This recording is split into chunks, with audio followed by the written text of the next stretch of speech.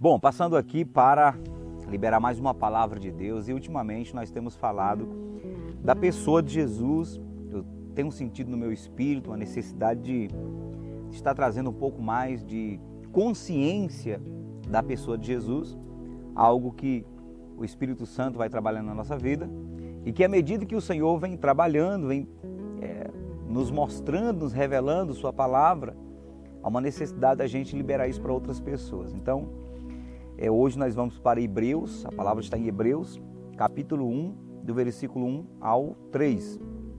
Havendo Deus antigamente falado muitas vezes e de muitas maneiras aos pais pelos profetas, a nós falou-nos nesses últimos dias pelo Filho, a quem constituiu o herdeiro de tudo, por quem fez também o mundo, o qual, sendo o resplendor da sua glória e a expressa imagem da sua pessoa, e sustentando todas as coisas pela palavra do seu poder, havendo feito por si mesmo a purificação dos nossos pecados, e assentou-se à destra da majestade nas alturas.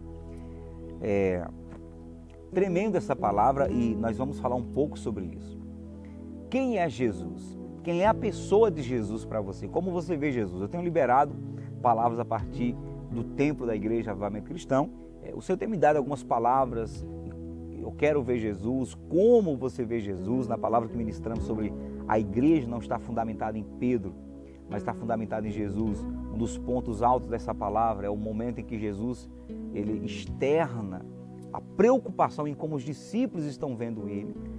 Jesus, ele quer que a gente o veja na ótica correta. O mundo vê Jesus de várias maneiras. O mundo vê Jesus empendurado numa cruz. O mundo vê Jesus como um santo. O mundo vê Jesus como um protagonista de uma história. O mundo vê Jesus como aquele que mudou o calendário romano. O mundo vê Jesus de várias maneiras. Como você está vendo Jesus? Como nós estamos vendo Jesus? Como estamos enxergando a pessoa de Jesus? Aqui Hebreus está dizendo, está revelando em que momento ele está vivendo agora. Porque é importante termos a consciência de que Jesus veio como um homem, é importante termos a consciência de que ele morreu numa cruz, é importante sabermos que ele ressuscitou, mas sobretudo é importante saber como ele está agora.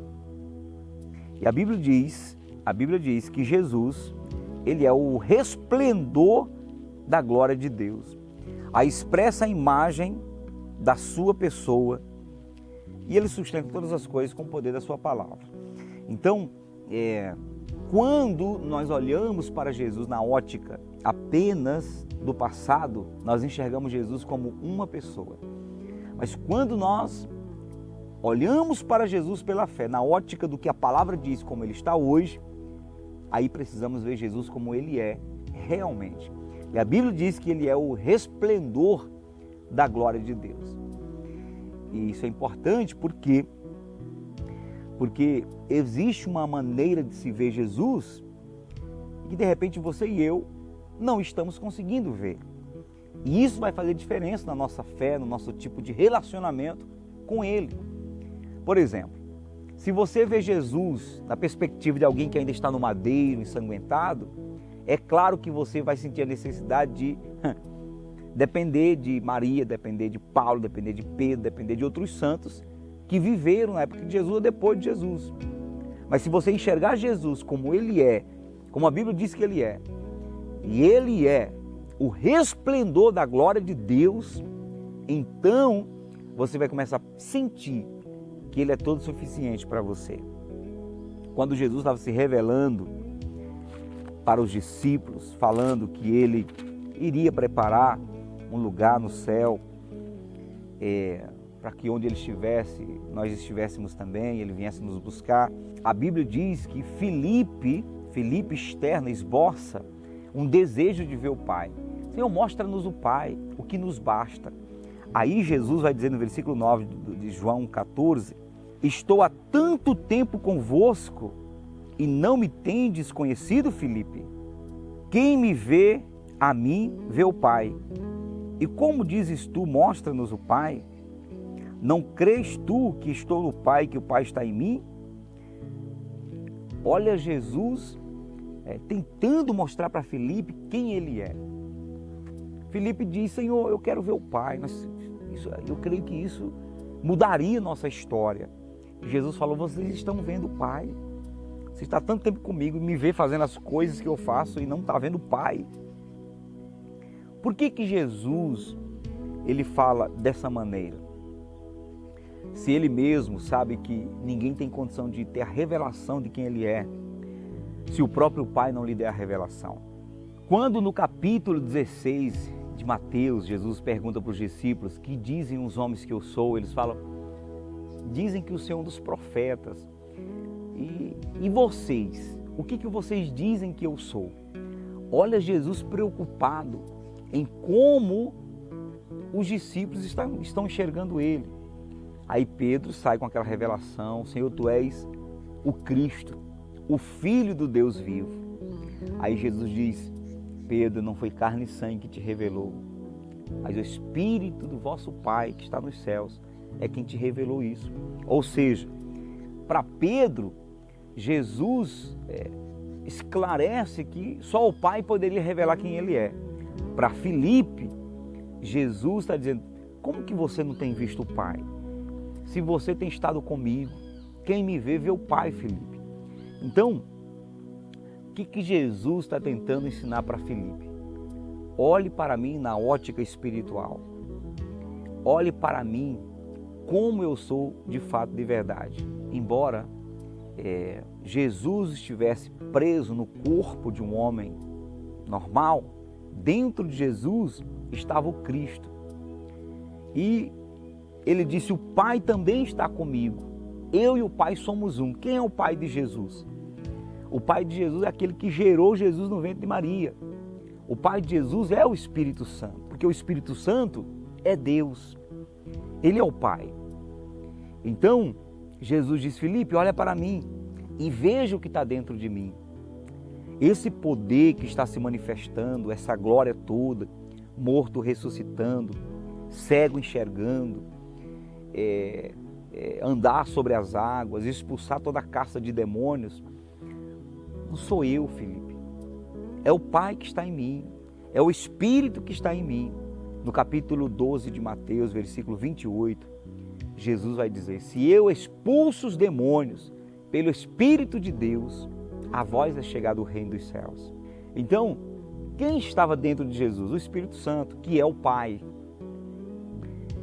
E o que estava dentro dele, que é o Pai, que é o próprio Deus, fazia com que Jesus, embora pisando na terra como ser humano, ele era o próprio Deus andando na terra. Agora, preste atenção. A maior luta do inferno, a maior luta do diabo é ofuscar de nós, é nos cegar o entendimento a respeito dessa visão da pessoa do Cristo, da pessoa de Jesus. 2 Coríntios 4,4 diz: nos quais o Deus deste século, Deus com D minúsculo, cegou os entendimentos dos incrédulos, para que lhes não resplandeça a luz do Evangelho, da glória de Cristo, que é a imagem de Deus. O diabo vai lutar para não deixar que as pessoas vejam a luz do Evangelho, o entendimento do Evangelho, da glória de Cristo, que é a imagem de Deus. O que é a imagem de Deus? A glória de Cristo. E o que é a glória de Cristo? O Cristo ressuscitado, o Cristo glorificado. Lá na ilha de Patmos, quando João, em espírito, ele escuta a voz de um homem atrás dele, falando com ele como voz de muitas águas. Quando ele vira para ver, ele cai prostrado, porque ele vê um homem com os olhos como chamas de fogo, com os pés igual a bronze polida, latão reluzente, os pés de fogo. E ele enxerga um resplendor. Do capítulo 19 de Apocalipse vai dizer que no céu não tem dia nem noite, não tem sol nem lua, porque a luz que ilumina o céu é aquele que está sentado no trono. Ele é como o sol do meio-dia. E quando Jesus aparece para o apóstolo Paulo no caminho de Damasco, como é que Jesus aparece para ele? Jesus aparece como resplendor de uma luz, é como o sol do meio-dia. Essa é a glória de Cristo, que é a imagem de Deus. Quer olhar para Deus? Olhe para Jesus. veja Jesus. Agora, Filipe estava com dificuldade de ver Jesus como ele era. Mas quando Jesus chega, por exemplo, na cidade de Gadara, que o gadareno, endemoniado, que tinha uma legião de demônios, e ele vem se prostra diante de Jesus, o que ele diz? Ele diz: Jesus, Filho do Deus Altíssimo, viestes antes do tempo me atormentar? Por que ele disse isso? Porque embora os discípulos e outras pessoas estivessem enxergando em Jesus uma pessoa normal, os demônios estavam enxergando o quê? A glória de Deus, a imagem de Deus, que era a glória de Cristo. Estavam enxergando a luz como o sol do meio-dia. Então, o diabo é trevas, Jesus é luz. Ele falou: eu sou a luz do mundo. Quando o diabo chegou perto de Jesus, ele se prostrou, porque as trevas perderam forças diante da luz. Ele não viu um homem normal, ele viu uma tocha acesa. Ele viu aquele que ele via lá no céu antes de cair. Não é? Então, como devemos ver Jesus? Quando a gente vai orar, que imagem devemos trabalhar na nossa mente, no nosso consciente? A imagem da luz, a imagem do Jesus glorificado. A Bíblia diz que ele está sentado no trono e que os querubins, os serafins, os arcanjos, anjos e seres espirituais, todos estão declarando: santo, santo, santo é o Senhor dos exércitos. Toda a terra está cheia da sua glória. Como que devemos olhar para Jesus? Devemos olhar não para o Jesus que está na cruz, devemos olhar para o Jesus que está sentado no trono e que o seu rosto brilha como o sol do meio-dia. Se você tem visto um vídeo de um brasileiro nos Estados Unidos que teve um acidente e ele ficou morto, durante 2 minutos os médicos tentando reanimá-lo, e ele volta louco, ele volta vibrante, falando que viu Jesus, que viu Deus e dando glória a Deus. E aí uma repórter brasileira vai fazer uma entrevista com ele via celular, e ele conta o testemunho, ele conta que ele viu um homem no céu, e ele viu um homem, e quando ele chegou da cintura para cima, ele só via luz nesse homem. Sabe quem era esse homem? Jesus. E ele disse que quando o Senhor falou para ele: olha, não chegou a tua hora, você tem que voltar, mas avisa para o meu povo que eu estou voltando, que eu estou vindo buscar a igreja. Muitos vão chamar você de louco, mas avise. Quer dizer, ele viu Jesus. Paulo viu Jesus como o sol do meio-dia. Na ilha de Patmos, João viu Jesus e caiu. Paulo caiu.